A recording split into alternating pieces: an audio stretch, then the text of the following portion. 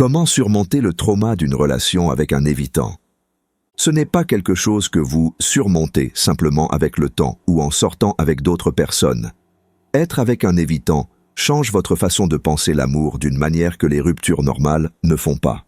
Cela vous apprend à vous attendre à ce que les gens s'éloignent quand vous essayez de vous rapprocher, à interpréter le silence comme un rejet et à questionner vos propres instincts parce que vous avez passé des mois à essayer de comprendre quelqu'un qui était complètement imprévisible. Les dommages arrivent parce que votre cerveau essayait constamment de résoudre un puzzle qui n'avait pas de solution. Pourquoi se sont-ils éloignés quand les choses allaient bien? Pourquoi semblaient-ils si intéressés par vous un jour et froids le lendemain? Pourquoi vos tentatives de connexion les rendaient-ils plus distants?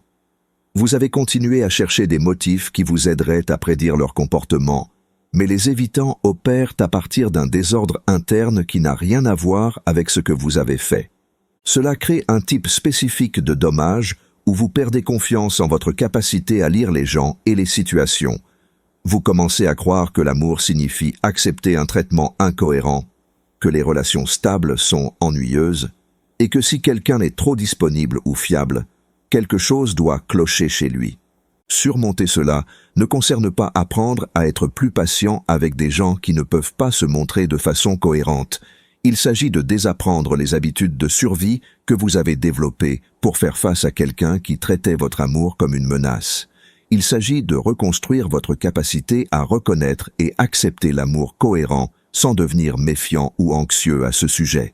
La première chose que vous devez faire est d'accepter que la confusion que vous ressentez est complètement valide. Vous n'êtes pas fou d'être confus par quelqu'un qui disait une chose et en faisait constamment une autre. Vous ne réfléchissez pas trop en essayant de comprendre un comportement qui n'avait genuinement aucun sens. Leur incohérence n'était pas un puzzle à résoudre pour vous. C'était un dysfonctionnement qui n'avait rien à voir avec votre valeur ou vos actions. Voici comment arrêter réellement la boucle mentale d'essayer de les comprendre. Chaque fois que vous vous surprenez à analyser leur comportement ou à essayer de décoder leurs signaux mixtes, redirigez cette énergie vers quelque chose de concret. Écrivez 3 faits sur leurs actions sans essayer d'expliquer pourquoi ils les ont faites. Par exemple, ils ont annulé les plans mardi. Ils n'ont pas répondu à mon texto pendant 2 jours.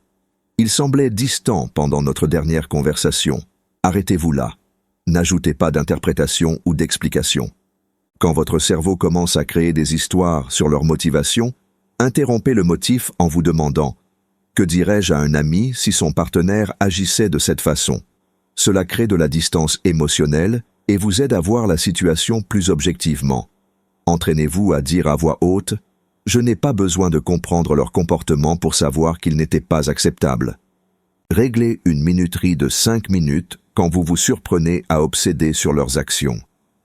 Accordez-vous exactement 5 minutes pour y penser, puis déplacez délibérément votre attention vers quelque chose qui demande de la concentration, un entraînement, un projet de travail, appelez un ami. Cela entraîne votre cerveau que vous contrôlez quand et combien de temps vous pensez à eux, pas l'inverse. La plupart des gens veulent se précipiter à travers cette phase et sauter directement à se sentir mieux, mais vous ne pouvez pas guérir de quelque chose que vous ne reconnaissez pas pleinement être arrivé. Le trauma de relation évitante est réel et il est différent du chagrin d'amour normal parce qu'il attaque votre capacité à faire confiance à vos propres perceptions. Quand les mots et actions de quelqu'un ne correspondent pas de façon cohérente, quand ils créent l'intimité puis vous punissent d'y répondre, quand ils vous font sentir que vous demandez trop quand vous demandez une connexion de base, ce n'est pas un conflit relationnel normal, c'est de la manipulation psychologique, même si ce n'était pas intentionnel. Vous devez arrêter d'essayer de donner du sens à leur comportement et commencer à accepter que certaines personnes opèrent à partir d'un tel conflit interne que leurs actions envers vous ne suivront jamais des motifs logiques. Leur comportement chaud et froid ne concernait pas vous tester ou votre relation. C'était à propos de leur propre incapacité à gérer l'intimité de façon cohérente. Une fois que vous avez accepté que la confusion était réelle et justifiée, vous commencerez probablement à ressentir de la colère. Cette colère est en fait cruciale pour votre récupération, même si elle peut sembler inconfortable ou mauvaise. Vous pourriez ressentir de la colère à propos du temps que vous avez perdu à essayer de décoder leurs signaux mixtes. Vous pourriez vous sentir furieux à propos de l'énergie que vous avez dépensée à gérer leurs humeurs tout en négligeant vos propres besoins. Vous pourriez ressentir de la rage à propos de comment vous avez commencé à douter de vos propres perceptions et instincts. Au lieu de refouler cette colère, voici comment la traiter de façon constructive. Écrivez des lettres en colère que vous n'enverrez jamais. Laissez-vous vous défouler complètement sur papier, sans éditer ou vous censurer. Incluez tout, ce qu'ils ont fait, comment cela vous a fait vous sentir, ce que vous aimeriez pouvoir leur dire. Après avoir écrit, déchirez la lettre ou supprimez le document. Le but est la libération, pas la vengeance. Utilisez le mouvement physique pour traiter l'énergie en colère. Quand vous sentez cette rage s'accumuler, allez courir, frappez un sac de boxe, faites des jumping jacks ou nettoyez votre maison agressivement. Le mouvement physique aide votre corps à métaboliser les hormones de stress que la colère crée et empêche l'émotion de rester coincée dans votre système. Parlez-vous de la façon dont vous parleriez à votre meilleur ami qui a été trahi. Dites des choses comme « Vous avez tout à fait le droit d'être en colère. Ce qu'ils ont fait était mal. Vos sentiments sont complètement justifiés. Cela valide votre expérience au lieu de vous faire vous sentir coupable d'avoir des réactions normales à un traitement anormal. » Créez une liste de vérification de réalité de leurs comportements spécifiques qui vous ont blessé. Écrivez des actions concrètes, pas des sentiments ou des interprétations. Quand vous commencez à les regretter ou à douter si votre colère est justifiée, lisez cette liste pour vous rappeler pourquoi vous avez tout à fait le droit de vous sentir contrarié. Cette colère n'est pas quelque chose à refouler ou dont se sentir coupable. C'est votre estime de soi qui se fraye un chemin de retour à la surface après avoir été enterré sous des mois d'accepter un traitement qui n'était pas acceptable. Votre colère est de l'information. Elle vous dit que quelque chose n'allait pas et que vous méritiez mieux que ce que vous avez reçu. Mais vous ne voulez pas rester dans la colère pour toujours. Et vous ne voulez définitivement pas l'utiliser pour essayer de vous venger ou les faire comprendre ce qu'ils ont fait de mal. La colère est du carburant pour vous propulser loin des dynamiques qui vous demandaient de vous minimiser. Pas du carburant pour essayer de changer quelqu'un qui vous a montré à répétition qu'il ne peut pas répondre à vos besoins. Après la colère vient quelque chose d'encore plus difficile, le deuil. Pas seulement le deuil de les avoir perdus, mais le deuil de perdre la version de vous-même qui existait avant que cette expérience vous change. C'est souvent la partie la plus longue et la plus difficile de la récupération, parce que vous pleurez plusieurs pertes à la fois. Voici comment travailler activement à travers ce deuil, au lieu de simplement l'endurer. Programmez des moments spécifiques pour pleurer, peut-être 20 minutes tous les quelques jours, où vous vous permettez de vous sentir triste sans essayer de le réparer ou de passer par-dessus. Réglez une minuterie et laissez-vous pleurer, regardez de vieilles photos ou simplement vous asseoir avec la tristesse. Quand la minuterie sonne, retournez à vos activités normales. Écrivez une lettre d'adieu à votre ancien moi, la personne qui faisait confiance facilement, qui ne savait pas que certaines personnes créent l'intimité juste pour s'en retirer, qui croyait qu'aimer quelqu'un pleinement était toujours sûr. Remerciez cette version de vous-même pour son ouverture, tout en reconnaissant que vous ne pouvez pas retourner à être si naïf à propos des relations. Créez des rituels qui marquent votre transition de qui vous étiez à qui vous devenez. Cela pourrait être donner des vêtements qui vous rappellent d'eux, réarranger votre espace de vie ou commencer un nouveau loisir qui représente votre indépendance. Les changements physiques dans votre environnement aident votre cerveau à traiter que les choses sont différentes maintenant. Permettez-vous de vous sentir triste à propos de la relation que vous pensiez avoir, tout en reconnaissant aussi que la relation que vous aviez réellement n'était pas durable ou saine.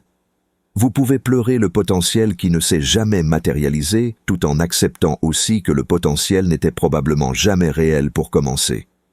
Vous pleurez l'innocence que vous aviez à propos des relations avant d'apprendre que certaines personnes créent l'intimité spécifiquement pour s'en retirer. Vous pleurez la confiance que vous aviez l'habitude d'avoir en votre capacité à lire les gens avec précision.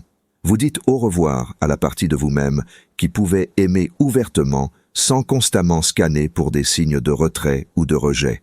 Ce deuil est compliqué parce que vous ne pouvez pas retourner à approcher les relations de la façon dont vous le faisiez avant. Vous savez maintenant des choses sur l'indisponibilité émotionnelle et le dysfonctionnement d'attachement que vous ne pouvez pas désapprendre. Vous devenez quelqu'un qui peut repérer ses motifs plus tôt, quelqu'un qui a des limites plus fortes autour de la cohérence, quelqu'un qui n'acceptera pas des miettes en espérant un repas complet. Mais devenir cette nouvelle version de vous-même nécessite de pleurer qui vous étiez, même si qui vous devenez est ultimement plus sain et plus protégé. Vous devez pleurer la perte de votre compréhension précédente de comment l'amour fonctionne tout en construisant une nouvelle compréhension basée sur ce que vous avez appris.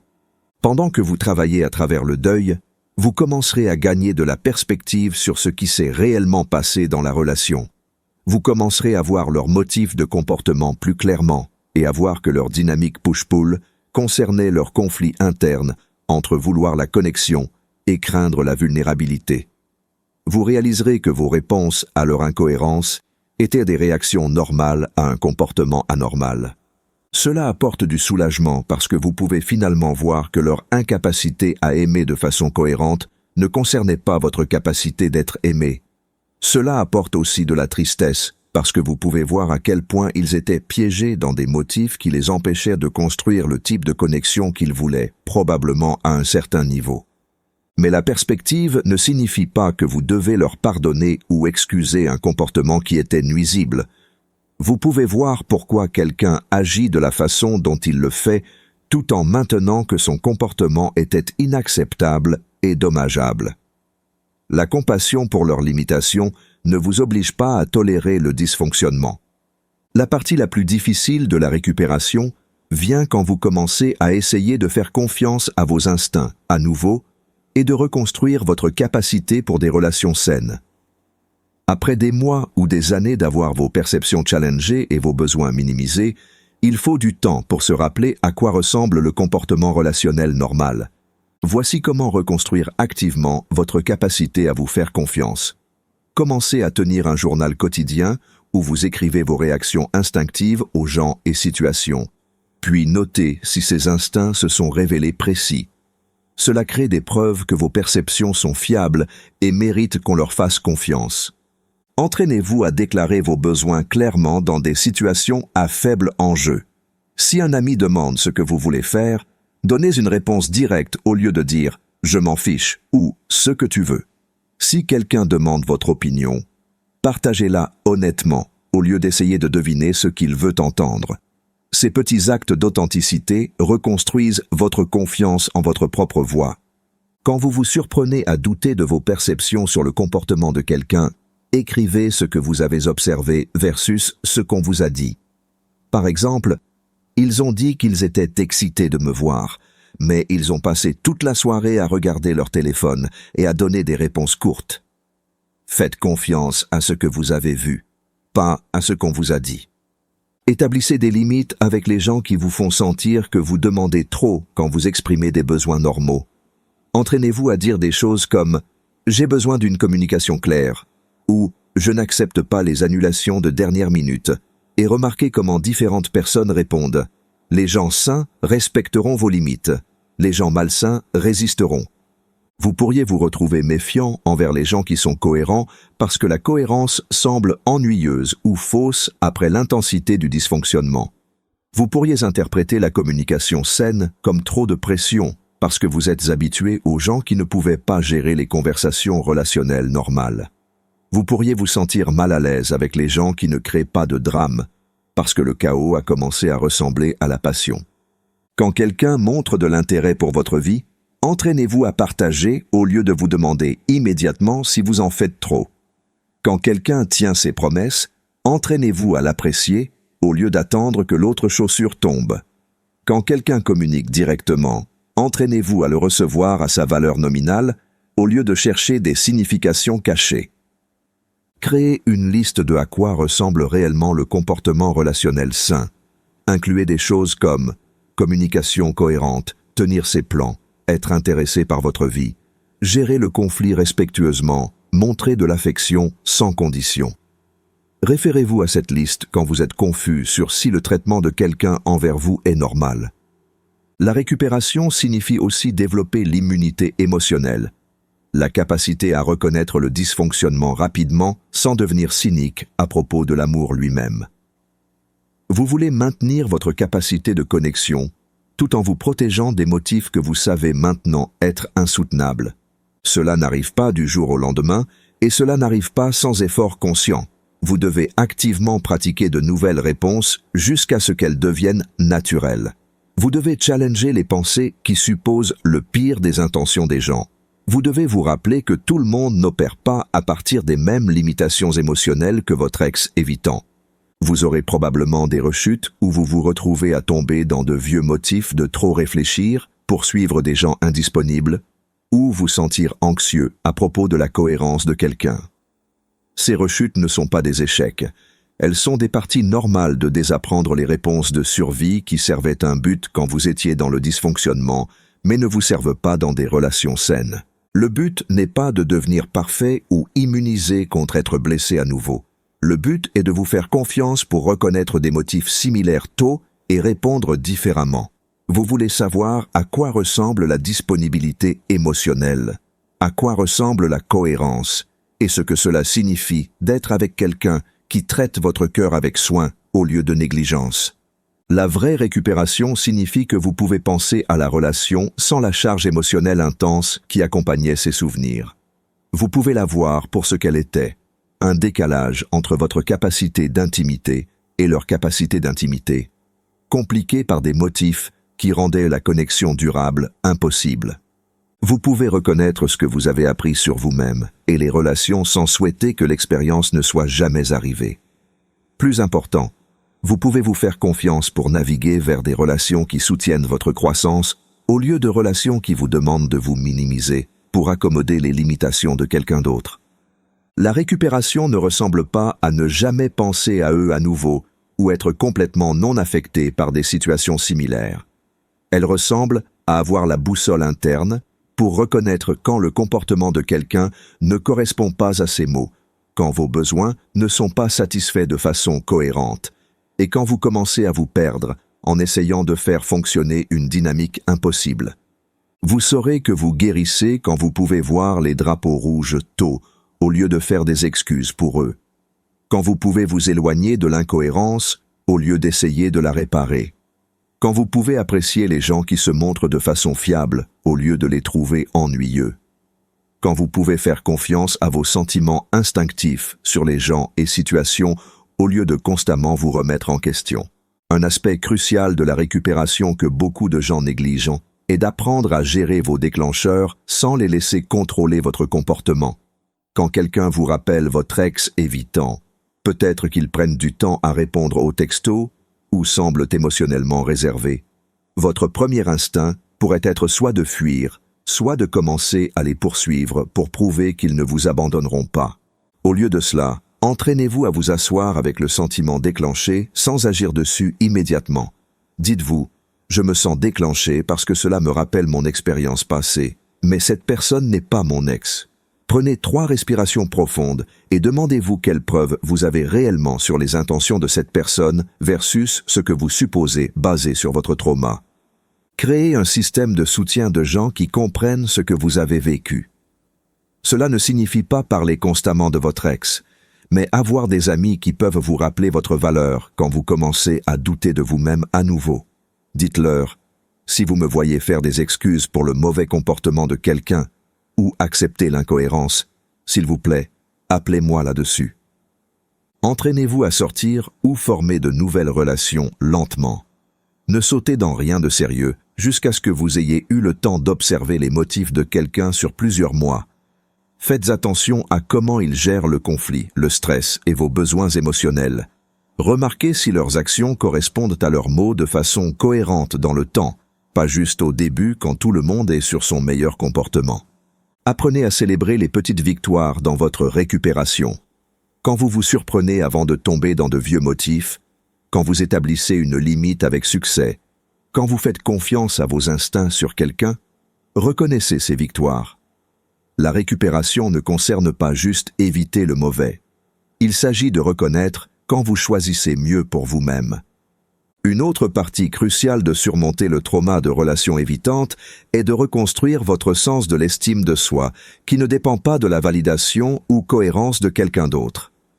Après des mois d'avoir votre valeur questionnée à travers le traitement incohérent de quelqu'un, vous devez activement reconstruire votre sens interne de valeur. Commencez par faire une liste de vos qualités qui n'ont rien à voir avec les relations. Incluez vos compétences, vos intérêts, vos accomplissements, vos traits de caractère, vos buts. Lisez cette liste régulièrement et ajoutez-y quand vous pensez à de nouvelles choses. Cela rappelle à votre cerveau que vous êtes une personne complète avec de la valeur qui existe indépendamment de si quelqu'un peut vous aimer de façon cohérente. Entraînez-vous à faire des choses que vous aimez sans avoir besoin de les partager avec quelqu'un ou d'obtenir l'approbation pour elles. Emmenez-vous à des rendez-vous. Achetez-vous des fleurs. Célébrez vos accomplissements même si personne d'autre ne les remarque. Cela vous apprend à être votre propre source d'attention positive et de validation.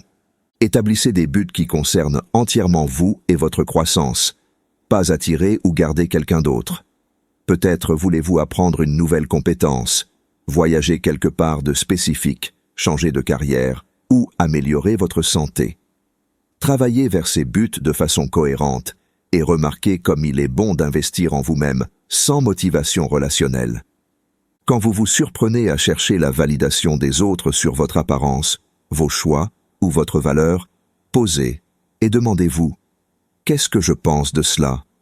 Entraînez-vous à faire confiance à votre propre opinion sur vous-même avant de chercher la confirmation externe. Il est aussi important de comprendre que pas chaque défi relationnel que vous affronterez dans le futur concernera votre trauma évitant. Parfois, les gens seront incohérents, distants ou émotionnellement indisponibles pour des raisons qui n'ont rien à voir avec les styles d'attachement. Parfois, vous rencontrerez des gens qui traversent des moments difficiles, traitent avec le stress ou ne sont juste pas prêts pour le type de relation que vous voulez. Apprendre à distinguer entre quelqu'un qui lutte temporairement versus quelqu'un qui a des motifs fondamentaux qui ne changeront pas nécessite du temps et de l'observation. Donnez aux gens l'espace de vous montrer qui ils sont à travers leurs actions dans le temps, mais n'ignorez pas les motifs clairs parce que vous avez peur d'être trop sensible ou traumatisé. Rappelez-vous que guérir du trauma de relations évitantes ne signifie pas que vous ne serez jamais blessé à nouveau ou que vous deviendrez immunisé à tous les défis relationnels. Cela signifie que vous serez capable de reconnaître les motifs malsains plus tôt, faire confiance à vos instincts sur le comportement des gens et choisir des relations qui servent votre bien-être plutôt que de le drainer. Vous développerez aussi la capacité de communiquer vos besoins clairement sans vous sentir comme si vous demandiez trop. Vous saurez la différence entre quelqu'un qui lutte avec l'intimité mais travaille dessus et quelqu'un qui utilise ses luttes comme excuse pour éviter la responsabilité émotionnelle. Plus important, vous vous ferez assez confiance pour vous éloigner de situations qui vous laissent constamment vous sentir confus, non entendu ou émotionnellement affamé. Vous arrêterez d'essayer de gagner l'amour de gens qui vous ont montré qu'ils ne peuvent pas le donner de façon cohérente, et vous commencerez à reconnaître et apprécier l'amour de gens qui le peuvent. Le voyage de récupération vous apprend que votre valeur n'est pas déterminée par la capacité de quelqu'un d'autre à la reconnaître. Certaines personnes seront capables de voir et apprécier votre valeur, et d'autres ne le seront pas. Cela ne change pas votre valeur réelle. Cela vous donne juste des informations sur la compatibilité et la santé émotionnelle. Le processus du trauma à la récupération n'est pas linéaire et il n'est pas rapide, mais c'est possible et cela en vaut la peine. Vous ne faites pas que surmonter quelqu'un, vous récupérez votre capacité à reconnaître et recevoir le type d'amour qui ne vous demande pas de questionner votre valeur ou gérer les limitations émotionnelles de quelqu'un d'autre. Vous êtes-vous reconnu dans ce processus de récupération? Partagez dans les commentaires où vous en êtes dans votre voyage et ce qui a été le plus utile pour votre guérison. Si cela vous a aidé à comprendre que le trauma de relations évitantes nécessite des approches de récupération spécifiques, aimez cette vidéo et abonnez-vous pour plus d'insights sur la guérison d'expériences relationnelles difficiles. Merci d'avoir regardé.